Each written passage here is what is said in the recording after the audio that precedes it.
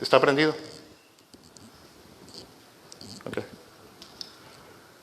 Bueno, entonces vimos que este rollo es el testamento de Dios. Es la última voluntad de Dios para el mundo, para Israel y su iglesia. Y es el título del mundo, por decir. Y vimos que Jesús era el único digno de tomar el rollo y abrir sus sellos. Porque Él es el león de la tribu de Judá, la raíz de David, porque Él es el vencedor. Pero en vez de ver un león, Juan vio un cordero inmolado, de pie, que toma el rollo de la mano derecha del Padre. Y de repente los 4 seres vivientes y los 24 ancianos dirigen su adoración al cordero, se postran delante de él, reconociendo su dignidad para abrir el rollo y desatar sus sellos. En Apocalipsis 5:9 ellos su adoración es así, dice: porque tú fuiste inmolado y con tu sangre compraste y redimiste para Dios a gente de toda tribu, lengua, pueblo y nación, y los has hecho un reino y sacerdotes para nuestro Dios, y reinarán sobre la tierra. Y después vimos que la adoración empieza a aumentar. Juan nos dice que millones de ángeles se unen al coro de la adoración, y en Apocalipsis 5:12 se nos dice que ellos cantan: el cordero que fue inmolado es digno de recibir el poder, las riquezas, la sabiduría, la fortaleza, el honor, la gloria y la alabanza. Luego Juan nos dice que toda la creación se une al coro y todos juntos cantan. En Apocalipsis capítulo 5 termina con estas palabras, con la adoración de ellos, que dice: al que está sentado en el trono y al cordero sea la alabanza, la honra, la gloria y el dominio por los siglos de los siglos. Y los 4 seres vivientes decían: amén, y los ancianos se postraron y adoraron. Entonces en el capítulo 4 y 5 vimos que todo el cielo y toda la creación reconocen la dignidad del Padre como creador y la dignidad de Jesús como redentor. Y Jesús tiene todo el derecho de juzgar este mundo. Porque antes de juzgar, Él ya fue juzgado. Antes de derramar su ira sobre el mundo, Él cargó con la ira del Padre. Antes de destruir como león, Él fue destruido como cordero. El juicio de Dios no es severo, no es demasiado duro, es exactamente lo que la gente merece por su rebelión contra Dios. Y en el capítulo 6 vimos que el león ya empezó a rugir. En el capítulo 6 vimos a Jesús, que Él empieza a abrir los 6 sellos de este rollo. Y vimos que cada sello desata un juicio sobre la tierra. Y vimos que el primer sello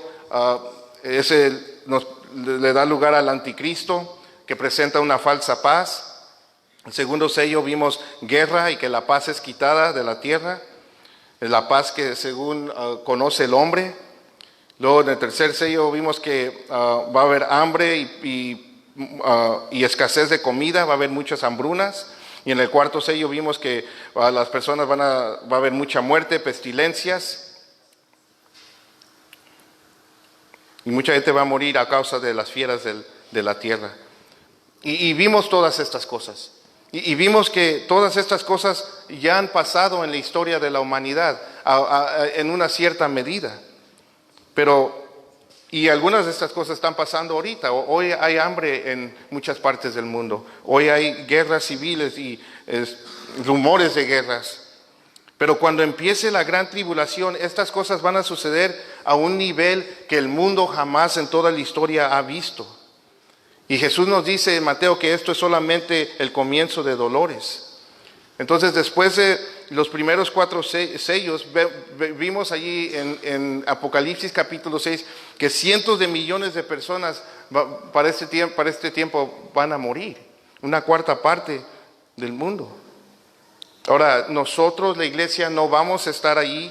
La iglesia va a ser llevada en el rapto antes de que todo esto empiece. Y vimos que el quinto sello era las oraciones de los mártires que estaban debajo del altar, que estaban clamando a Dios que vengara su sangre de los que moran en la tierra. Y el sexto sello vimos que se brinca hasta el final de la gran tribulación y nos presenta la segunda venida de nuestro Señor Jesucristo. Entonces lo que vamos a ver del capítulo 8 en adelante son todos los eventos y todas las cosas que van a suceder antes de la segunda venida de nuestro Señor Jesús. Y allí en este sexto sello se nos dice que va a haber un gran terremoto al final de todas las cosas, y el sol se va a oscurecer y la luna se va a volver como en sangre, y las estrellas del cielo van a caer y el cielo va a desaparecer, que se va a enrollar como un pergamino. Y vimos que todas personas de toda clase social, reyes, grandes, ricos, capitanes, los poderosos y también los siervos y los libres, ellos se van a esconder en cuevas y entre las peñas de los montes.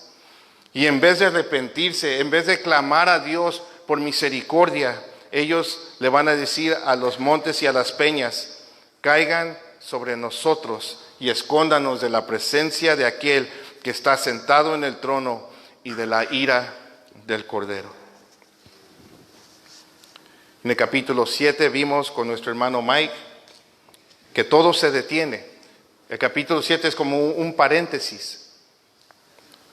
Un ángel le dice a otros 4 ángeles que se les había dado poder para hacer daño a la tierra y al mar. Este ángel les dice: no hagan daño todavía, espérense hasta que hayamos sellado a los siervos de Dios. Y vimos que 144,000 judíos de las 12 tribus de Israel van a ser sellados en aquel tiempo para que no se les hiciera daño. Y estos 144,000 judíos van a ser evangelistas durante la gran tribulación. Van a estar proclamando el evangelio y mucha gente va a ser salva. Muchísima gente va a venir a la salvación, pero muchos de ellos van a morir por su fe. Se nos dice allí Juan, en el capítulo 7, que Juan ve una multitud que nadie puede contar, de todas las naciones, de pie delante del trono y del Cordero. Y se nos dice que esta multitud eran los santos de la gran tribulación, y ellos junto con todos los millones de ángeles, con los 4 seres vivientes y los 24 ancianos, estaban allí alabando y glorificando a Dios. Entonces Jesús ya desató 6 sellos. Y ahora vamos a ver a Jesús desatar el 7º sello, aquí en el capítulo 8. Los otros sellos desataban un juicio sobre la tierra, pero el 7º sello va a desatar otros 7 juicios, y se le van a dar 7 trompetas a 7 ángeles. Entonces esta mañana solamente vamos a ver 4 de esas 7 trompetas. ¿Están listos? Todo lo que estamos viendo es que la ira del Cordero sobre el mundo continúa. Y ahí es donde nos encontramos, en el capítulo 8, verso 1. Nos dice: cuando el Cordero abrió el 7º sello, hubo silencio en el cielo como por media hora. Ahora, en el capítulo 7, como acabamos de ver, hablar ahorita, Juan nos dice que había una multitud que nadie podía contar, de todas las naciones, y que habían cientos de millones de ángeles, los 4 seres vivientes y los 24 ancianos adorando a Dios. Entonces, usen su imaginación. Imagínense lo intenso y lo fuerte que se escucharía una multitud tan grande adorando a Dios a gran voz. Cuando nosotros aquí estamos cantando y adorando, se escucha fuerte, ¿no? Cuando todos estamos aquí levantando nuestra voz y no somos una multitud grande. Entonces imagínense todos los huéspedes del cielo juntos con el número más grande de personas reunidas en toda la historia de la humanidad, alabando a Dios, glorificando a Dios. Y de repente, silencio total por media hora.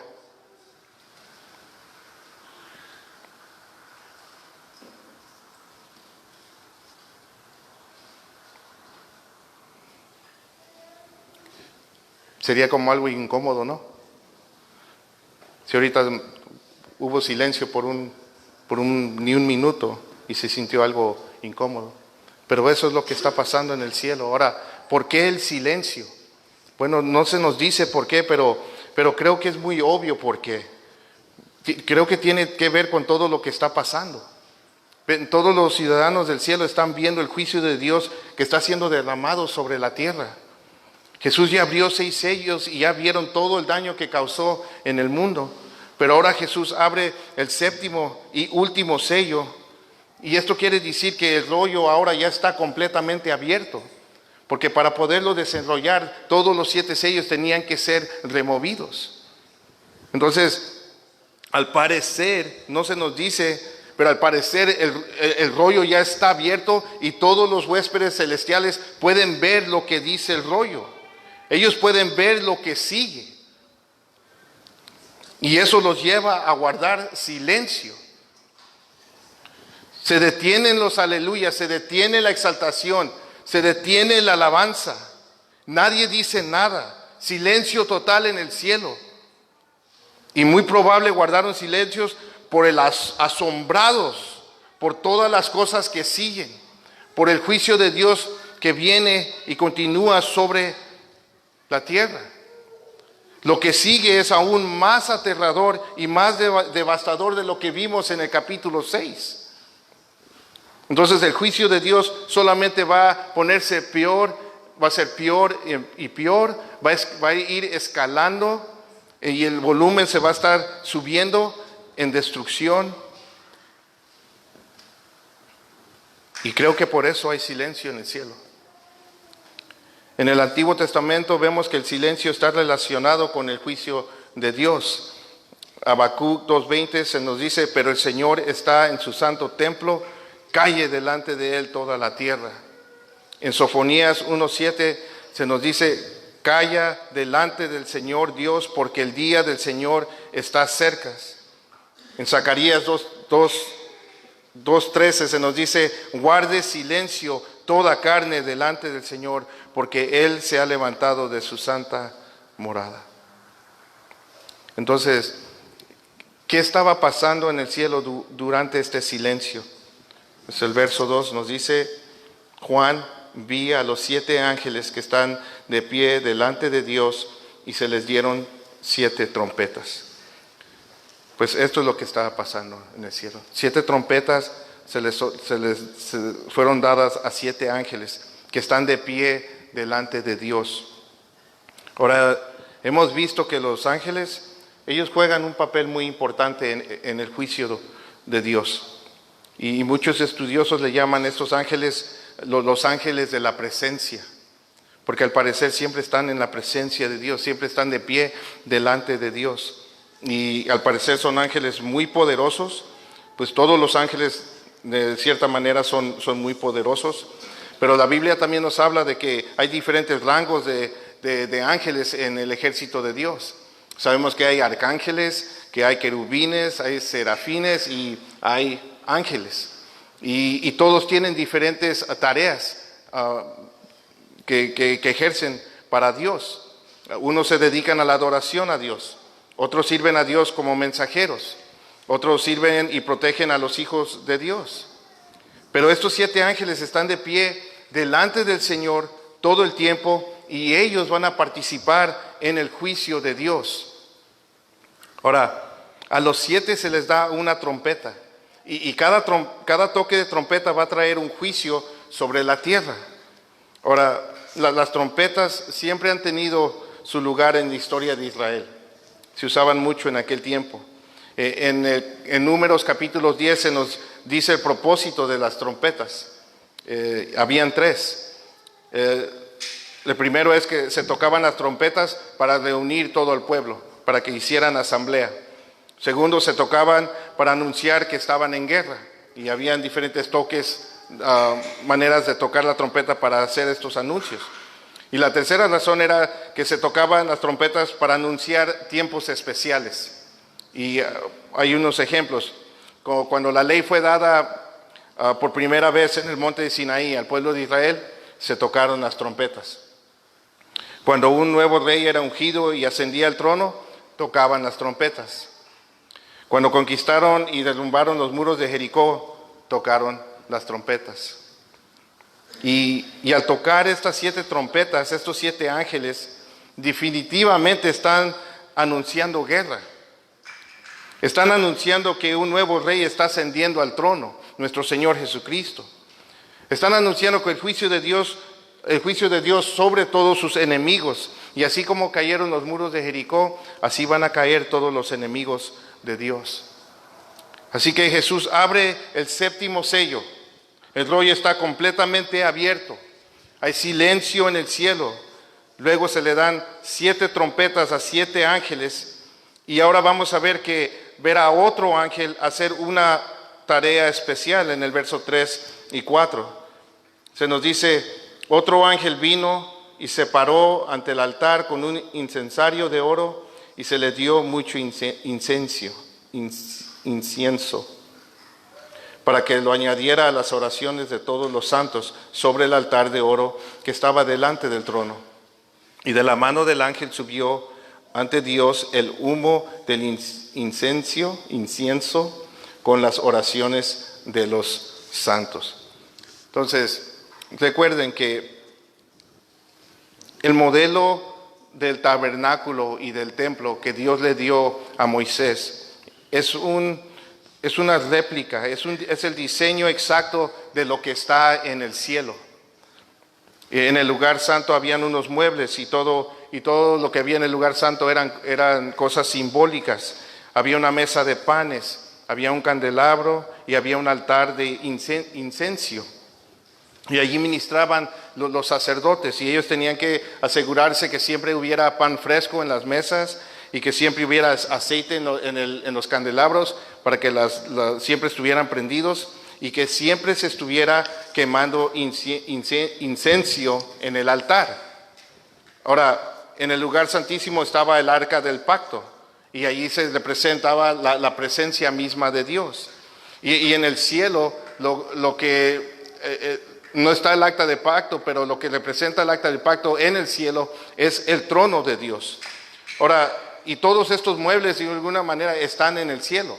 Allí está el altar del incienso, hay todas estas cosas y está el trono de Dios.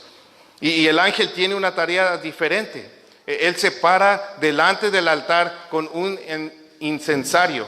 ¿Y si saben lo que es un incensario? Es como un recipiente como de oro, con una tapita y con una cadenita donde se quema el incienso.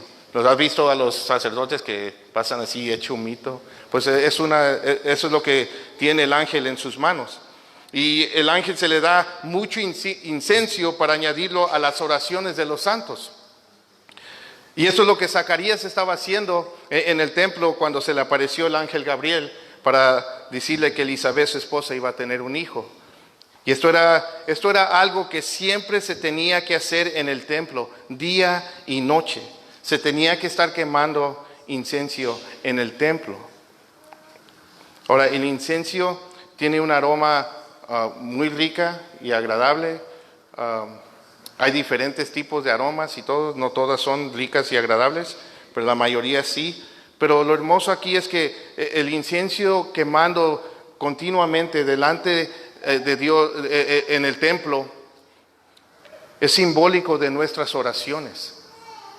En el templo continuamente que se quemaba el incienso representando que su pueblo estaba orando continuamente.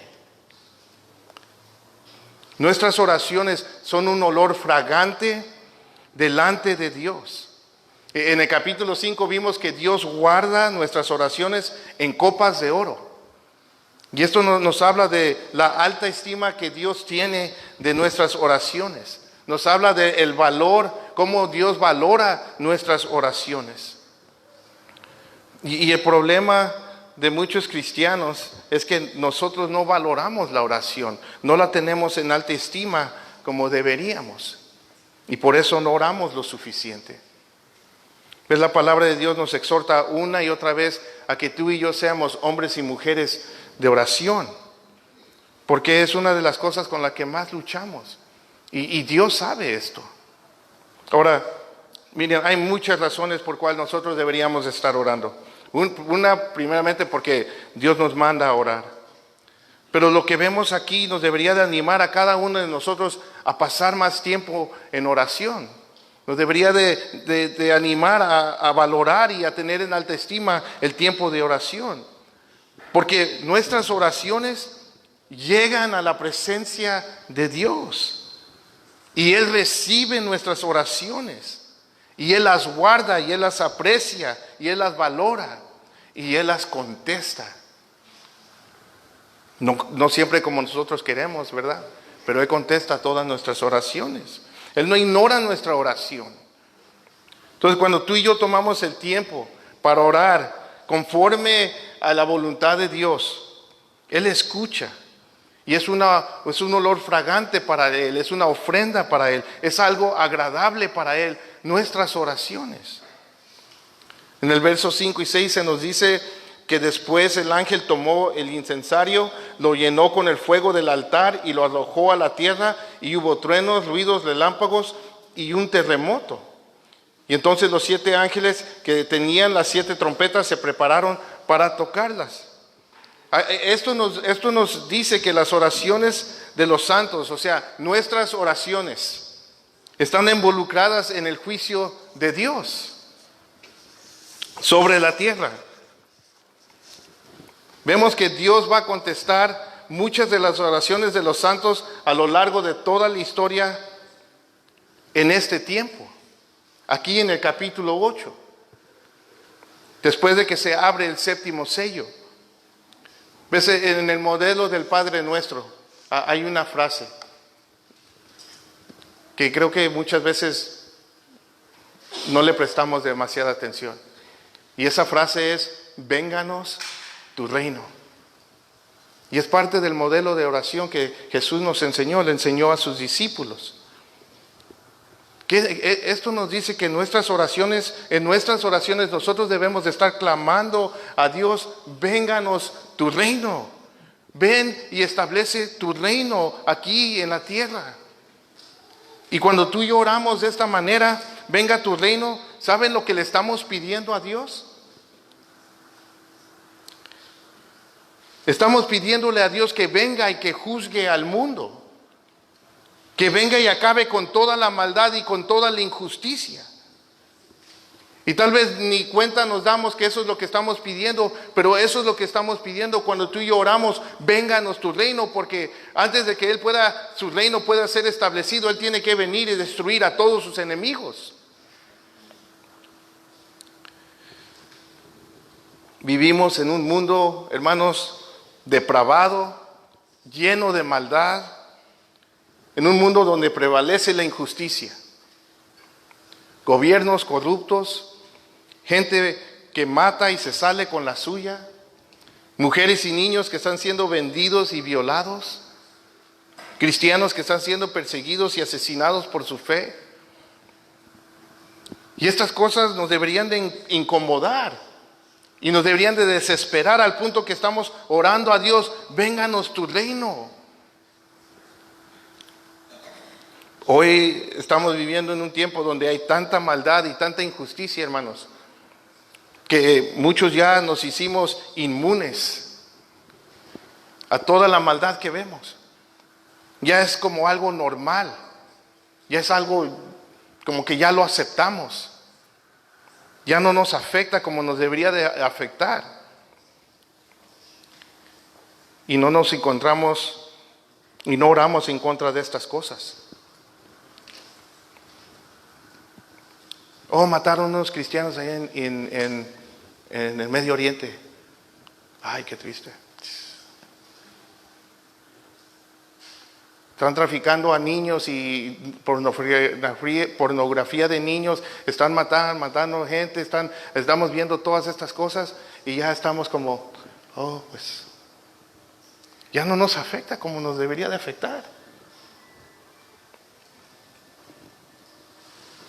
Y por eso muchas de las veces nuestras oraciones, ustedes, ¿sí o no? Por eso la mayoría de nuestras oraciones siempre están enfocadas en nosotros mismos. Mi bienestar, ¿no? Mi salud, mi prosperidad. Yo. Y no estoy diciendo que eso tiene algo de malo, no está mal. Estoy diciendo que muchas veces solamente así oramos. y no oramos por los demás, no oramos en contra de la injusticia y la maldad. Nosotros deberíamos estar con ansias. ¿Sí es una palabra? Sí. Que toda la maldad y todas las injusticias se acaben y que se haga justicia. ¿Sí o no queremos justicia? ¿No? ¿Cuántos no han escuchado a la gente decir, eso es injusto, esto es injusto, aquello es injusto? ¿Verdad? ¿O cuántas veces no lo hemos dicho nosotros? Y sí es injusto. Pero viene el día donde se va a hacer justicia, hermanos. Y el único que puede hacer que haya justicia y establecer justicia sobre este mundo depravado y corrompido es nuestro Señor Jesús. Tú y yo no lo podemos hacer. Lo único que tú y yo podemos hacer es hacer obras de justicia. Y las debemos de hacer. Pero tú y yo no podemos establecer justicia en este mundo caído, pero nuestro Señor Jesucristo sí puede establecer la justicia.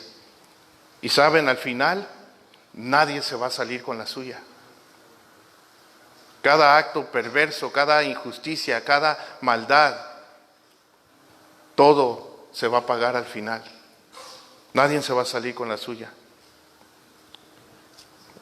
Y mi pregunta para nosotros es, ¿cuándo fue la última vez que tú oraste a Dios, vénganos tu reino?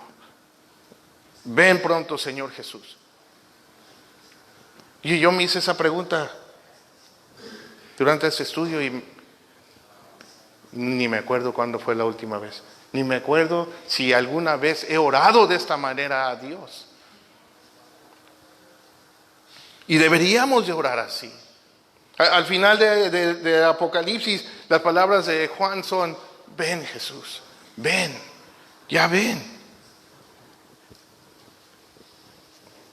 Nuestras oraciones están involucradas con el juicio de Dios sobre la tierra. Dios va a contestar todas las oraciones de vindicación de todos los santos de toda la historia. Todas las oraciones a lo largo de toda la historia que se han levantado delante de Dios, esas oraciones que dicen, vénganos tu reino. La oración que hacen los mártires aquí en el capítulo 6 a Dios, que le dicen, ¿hasta cuándo, Señor, santo y verdadero, esperarás para juzgar y vengar nuestra sangre de los que moran en la tierra? Todas esas oraciones de los santos, de los salmistas que vemos en el libro de los Salmos, que le preguntan a Dios, Señor, ¿hasta cuándo vas a permitir que el impío prevalezca sobre los justos? ¿Hasta cuándo, Señor? ¿Hasta cuándo? Todas esas oraciones van a ser contestadas en ese momento. Aquí en el capítulo 8. Se nos dice que el ángel toma el incensario y lo llena de fuego del altar y lo arroja a la tierra. Y eso produce truenos, ruidos, relámpagos y un terremoto. Y le da lugar a los 7 ángeles a prepararse para tocar las 7 trompetas. Ahora, las primeras 4 trompetas van a afectar la naturaleza, la tierra, los árboles, la vegetación. Va a afectar el mar, los seres vivientes del mar. Va a afectar el agua dulce, los ríos y las fuentes de agua. Va a afectar el sol, la luna y las estrellas. Y claro, todo esto va a afectar a los que habitan la tierra de aquel tiempo, en aquel tiempo. Luego vamos a ver que en el capítulo 9 los juicios van a afectar directamente a las personas. Entonces, estas cosas que vamos a ver, hermanos, no son el resultado del calentamiento global, ¿no? Ahorita está muy de moda, ahorita hay mucha gente que está toda preocupada diciendo que el hombre está destruyendo el mundo. Y sí, el hombre, por su pecado y porque estamos en un mundo caído, no ha cuidado el mundo como lo debería de cuidar. Pero esta gente dicen que si en 12 años no hacen algo al respecto, que va a ser muy tarde y que vamos a destruir el mundo y no vamos a dejar nada para las próximas generaciones. Y hay mucho alarde y hay mucho ruido que se está haciendo sobre estas cosas, de calentamiento global. Y lo que vamos a ver aquí, esto no es el resultado de esas cosas. Esas cosas no son ciertas. Dios no va a permitir que el hombre destruya el mundo. No le va a dar el lujo al hombre de que se destruya a sí mismo. Dios mismo lo va a hacer. Dios va a destruir este mundo.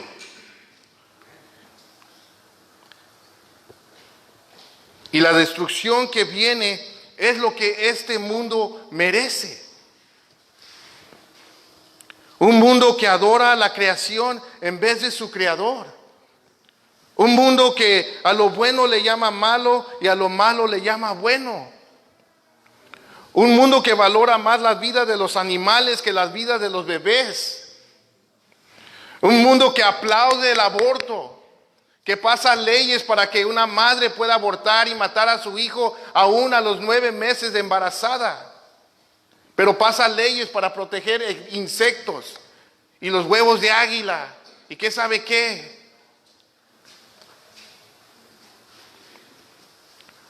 Un mundo donde es legal vender los miembros de bebés abortados como si fueran partes de un carro. Un mundo que ha rebajado el nivel del hombre al nivel de un animal y ha elevado el nivel del animal al nivel del hombre. Un mundo que aplaude el homosexualismo y lo está queriendo promover a nuestros niños como si fuera algo normal. Un mundo perverso, un mundo depravado, un mundo que ha rechazado a Dios y su Hijo Jesucristo. Un mundo que Pablo describe muy bien en Romanos capítulo 1, verso 21 al 27. Pablo dice, pues, aunque conocían a Dios, no lo honraron como a Dios, ni le dieron gracias, sino que se hicieron vanos en sus razonamientos, y su necio corazón fue entenebrecido.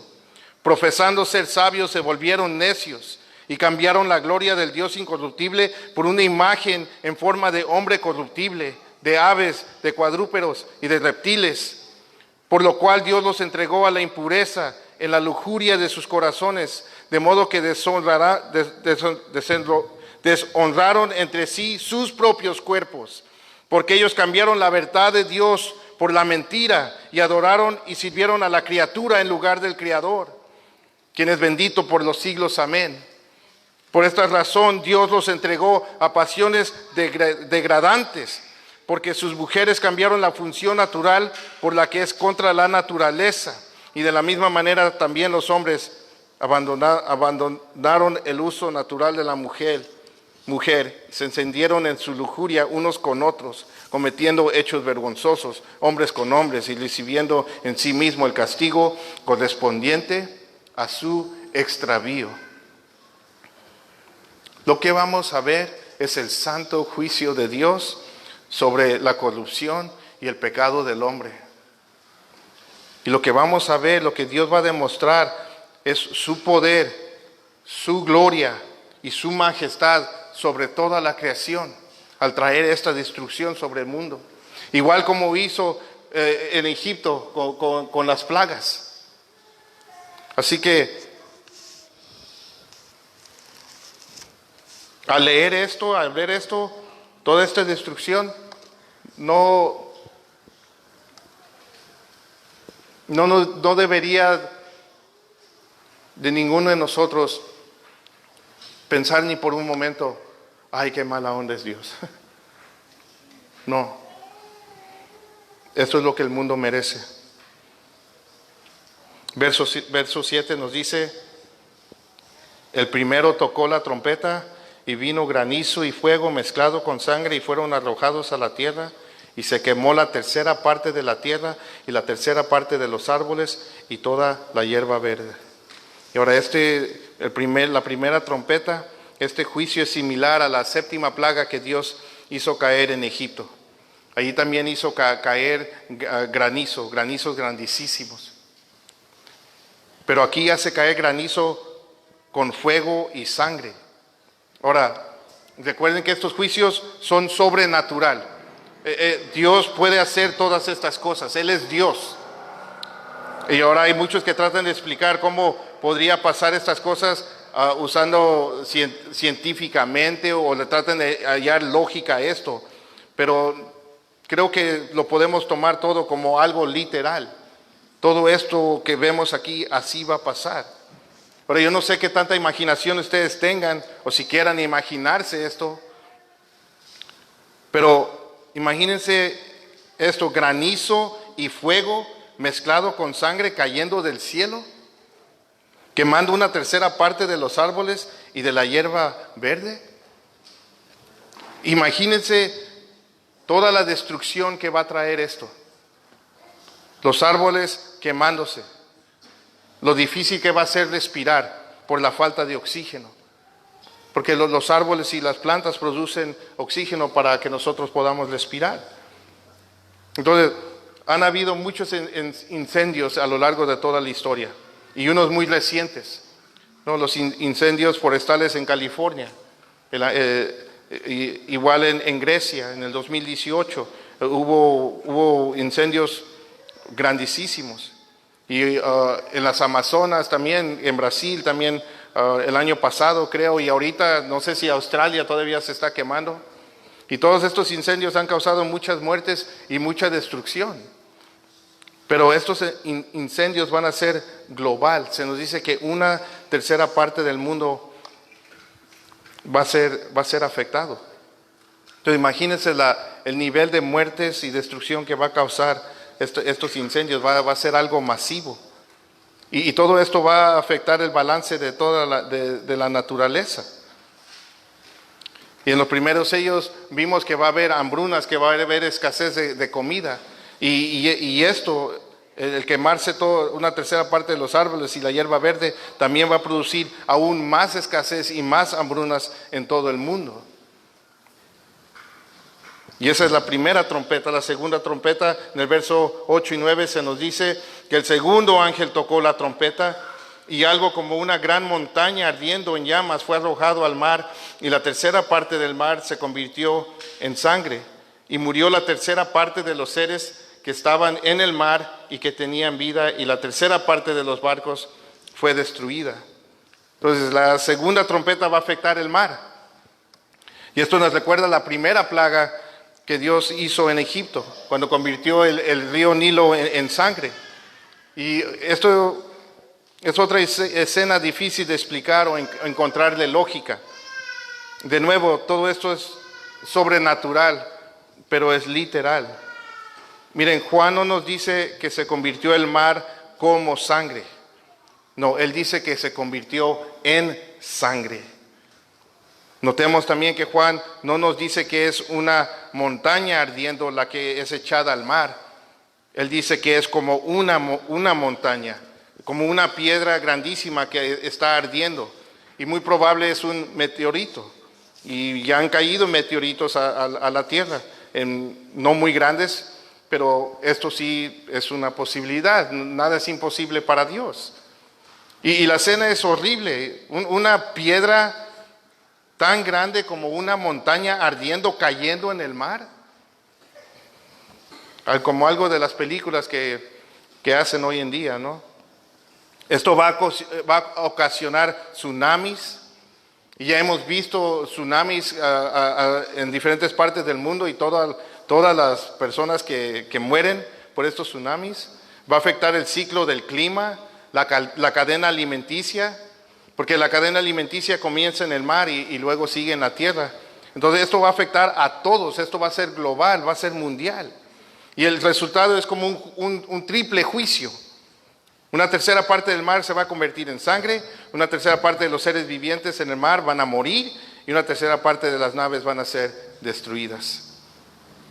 Entonces va a ser una destrucción ecológica y económica.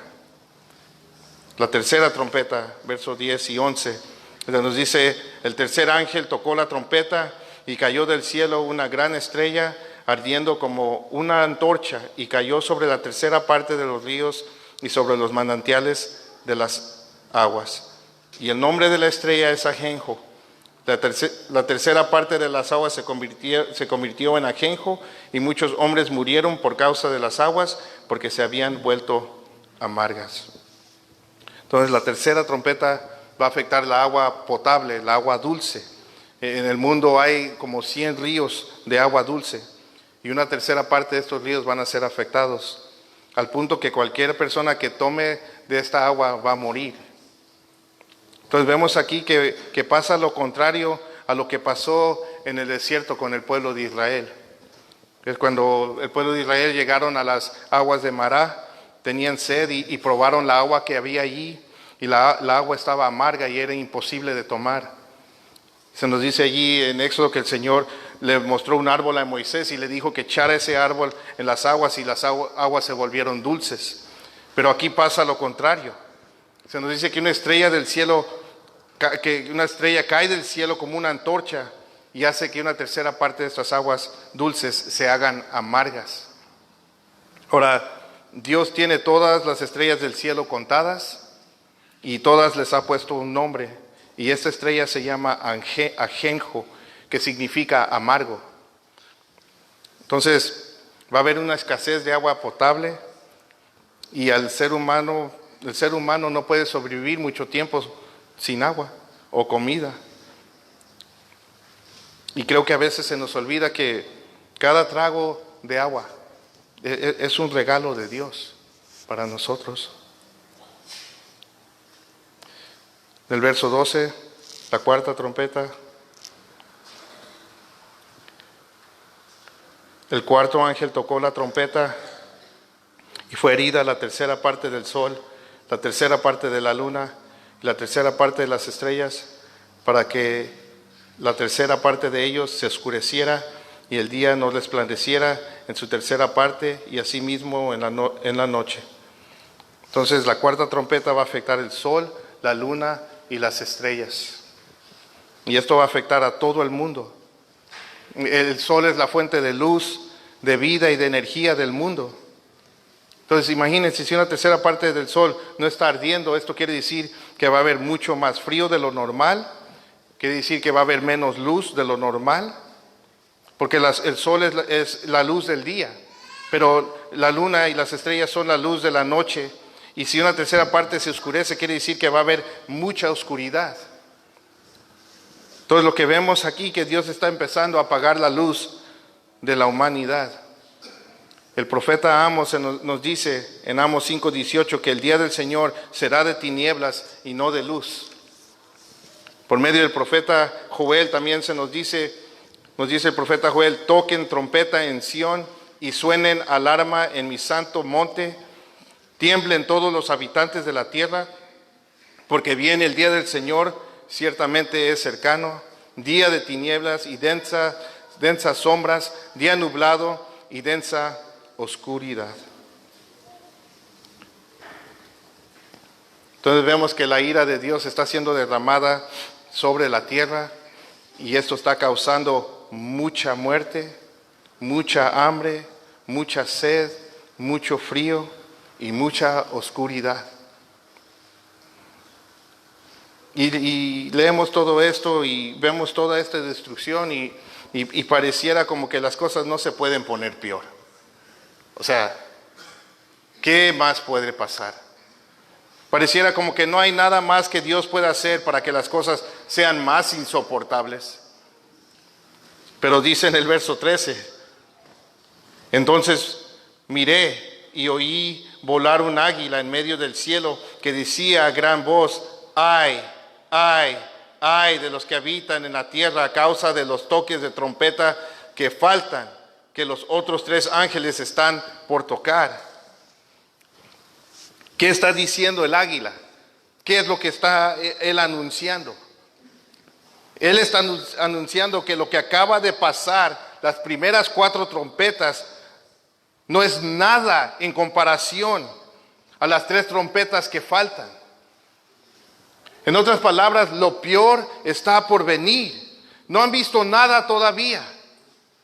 Pero él no está diciendo, ay, ay, ay de los que habitan en la tierra por lo que ya pasó. No, él está diciendo, ay, ay, ay de los que habitan en la tierra por lo que falta por pasar. Por causa de los toques de trompeta que faltan, que los otros 3 ángeles están por tocar. Y eso lo vamos a ver en el capítulo 9. Y el capítulo 9 de Apocalipsis es probablemente el capítulo más oscuro de toda la Biblia. Así que no falten el próximo domingo.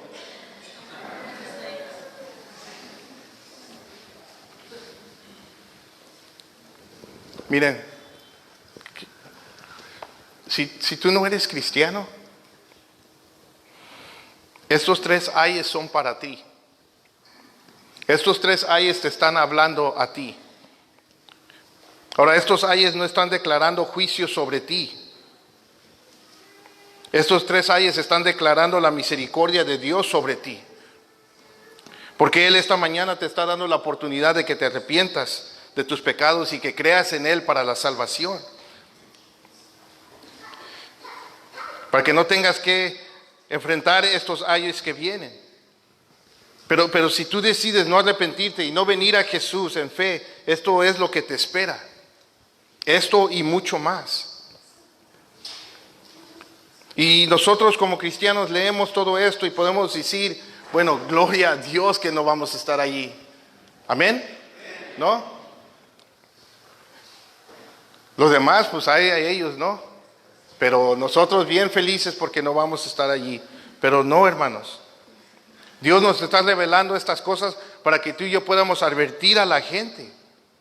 Sí, es un libro de consolación, es un libro para fortalecer nuestra fe, es un libro que nos ayuda a perseverar aún en los momentos difíciles, pero también debería de provocar esto en nuestros corazones. Estas cosas deberían de provocar en nosotros un temor sano y más profundo de Dios. Y también debería de provocar en nosotros un odio más profundo por el pecado.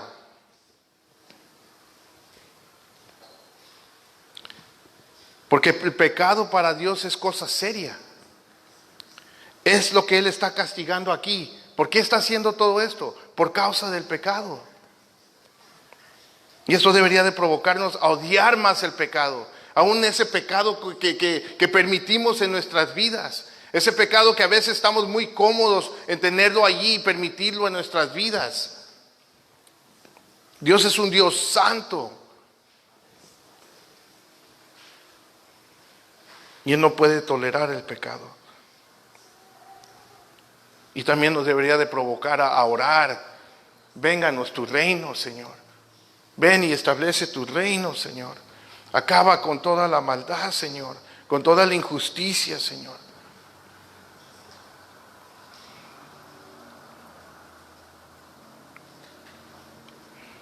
Pero también nos debería provocar a tener un amor más profundo por los perdidos y llenarnos de valor para decirles la verdad del juicio que viene y de la salvación que hay solamente en nuestro Señor Jesucristo. Deberíamos de, sin temor, proclamar estas cosas. Ahora, yo no sé ustedes, es difícil imaginarnos toda esta destrucción de estas 4 trompetas. Es difícil imaginarnos que estas cosas de verdad sucedan. Pero van a suceder. Hasta ahorita el Señor ha cumplido todas sus promesas, todas las profecías se han cumplido y podemos estar seguros que estas cosas también se van a cumplir. Y saben, en aquel tiempo no van a haber ateos. Durante este tiempo no va a haber ni un ateo. Todos van a creer que hay un Dios. Y todos van a saber que todo lo que está pasando viene de parte de la mano de Dios. Pero ¿saben lo triste? Que muchos durante ese tiempo lo van a odiar a Dios. Y no se van a arrepentir. Pero al mismo tiempo van a haber muchos que sí se arrepienten y que sí van a ser salvos. Entonces vemos que el tiempo del juicio es un tiempo, no es un tiempo donde las puertas del cielo se cierran.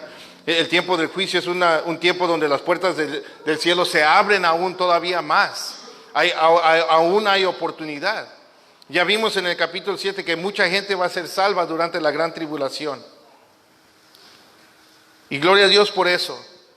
Ahora, yo no sé cuándo todo esto va a suceder. Solo sé que sí va a suceder. Nadie nos puede garantizar que esto no va a pasar, que va a pasar en 5 o 10 o 15 años. Pero también nadie nos puede garantizar que esto no va a pasar la próxima semana, el próximo mes o el próximo año. Nadie sabe, pero lo que sí sabemos es que sí va a pasar. Y mi pregunta esta mañana es para aquellos que no conocen a Cristo como Señor y Salvador. ¿Por qué querrás experimentar el poder de Dios de esta manera? No hay necesidad de esperar a que Él traiga el infierno sobre la tierra para podernos arrepentir. No hay necesidad. Entonces, si tú no eres salvo, hoy puedes arrepentirte, hoy puedes venir a los pies de nuestro Señor Jesucristo. Hoy puedes entregarle tu vida a Jesús. Hoy puedes experimentar el poder de Dios por medio del Evangelio y no por medio de estos juicios. Porque el apóstol Pablo nos dice que el Evangelio es el poder de Dios. ¿Para qué? Para salvación a todos los que creen. Si tú no has tomado esa decisión, mi pregunta para ti es, ¿qué esperas? Cristo te recibe con los brazos abiertos. Si quieres oración o quieres entregar tu vida a Cristo, o quieres que oremos contigo, aquí vamos a ver personas al frente para orar por cualquier necesidad que haya aquí entre nosotros. Amén. Les dije que era un mensaje de motivación.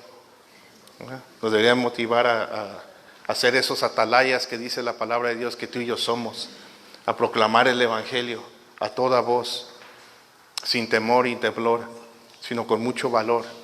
Amén. Porque el juicio de Dios viene sobre este mundo, hermanos. Amén. Pongámonos de pie, vamos a orar. Señor, te damos muchas gracias por tu palabra. Y Padre, esta mañana como iglesia que queremos orar, vénganos tu reino, Señor. Venga tu reino, Dios. Ven y establece tu reino. Acaba con la maldad, Señor. Acaba con toda la injusticia. Acaba con toda la depravación que hay en este mundo, Señor.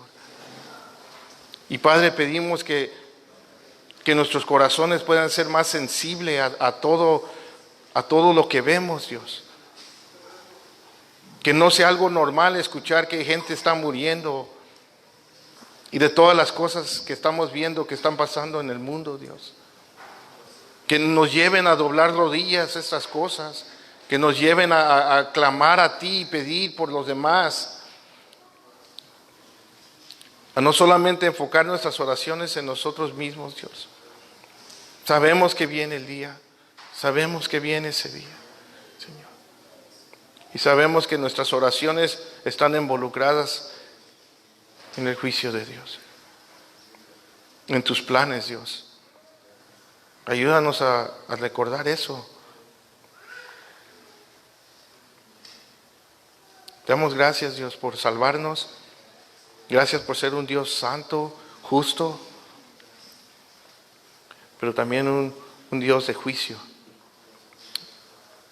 Gracias por salvarnos en Cristo Jesús. Y pedimos por aquellos que tal vez están aquí, Señor, que no te conocen como Señor y Salvador, que tu Espíritu Santo los conmueva, Dios, los convenza de pecado, que puedan venir a la fe, Señor, porque no hay necesidad de pasar por estas cosas, no hay necesidad de ir al infierno. Tú has provisto una manera, tú has provisto un camino, Señor, y te damos gracias por eso. Señor, que tu iglesia, Señor, pueda meditar en estas cosas, no echar lo que escuchamos esta mañana en saco roto, sino que las podamos meditar en nuestro corazón, Señor. Es cosa seria, son cosas serias lo que viene sobre este mundo, Dios. Te damos gracias y bendecimos tu nombre, el precioso nombre de Jesús. Amén.